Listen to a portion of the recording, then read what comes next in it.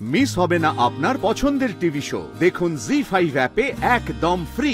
দোলের দিন যে ঘটনাটা ঘটেছিল তার কোনো এক্সপ্লানেশন পাওয়া গেছে?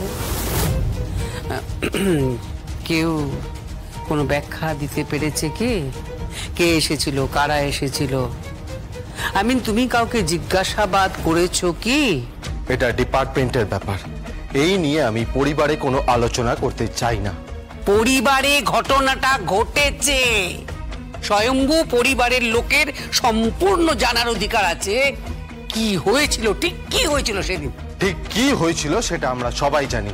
একটি মেয়ে জগদ্ধাত্রীর পায়ে আবির দিয়ে প্রণাম করেছিল, আর সেই মেয়েটি আমাকেও প্রণাম করেছিল। That's it. দ্যাটস ইট বলে উড়িয়ে দিলে চলবে না। কে মেয়েটি? তাকে খুঁজে পাওয়া গেছে? আপনি হঠাৎ এই কথা বলছেন কেন? কারণ দিব্যা সেন একটা অদ্ভুত দাবি করেছে। কি দাবি করেছে? দুর্গা বেঁচে আছে। দুর্গা বেঁচে আছে? হ্যাঁ, শুধু বেঁচে আছে তা নয়, দুর্গাকে নাকি হুবহু জগদ্ধাত্রীর মতো দেখতে। কি বলছেন কি আপনি? হুবহু জগদ্ধাত্রীর মতো দেখতে। যদিও আমি কিন্তু দিব্যা সেনের কথা বিশ্বাস করিনি। আমি আষাঢ়ে গল্প হিসেবে একেবারে উড়িয়ে দিয়েছি ওর কথা। বাট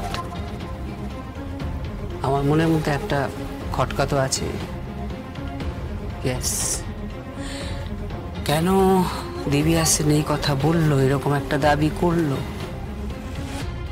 স্বয়ম্ভু, তুমি কিন্তু শুধু পিতা হিসেবে নয়, একজন ইনভেস্টিগেশন অফিসার হিসেবে তদন্ত করে দেখো, নইলে কিন্তু পরে আফসোস থেকে যাবে তোমার।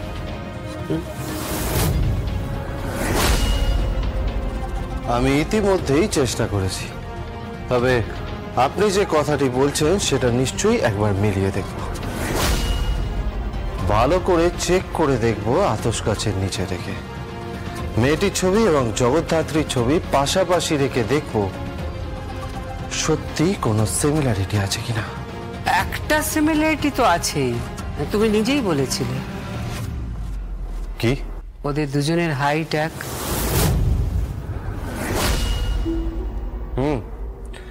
থ্যাংক ইউ ইনফরমেশনটা দেওয়ার জন্য। বাই দ্য ওয়ে, আপনি দিব্যা সেনের সাথে দেখা করেছিলেন কেন?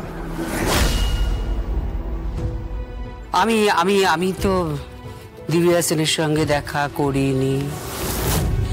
দিব্যা সেন আমার সঙ্গে দেখা করেছিল, আমার সাথে যোগাযোগ করেছিল এই ইনফরমেশনটা দেবার জন্য। ভালো। আর একটা কথা মাথায় রাখবেন, সামনেই বিয়ে।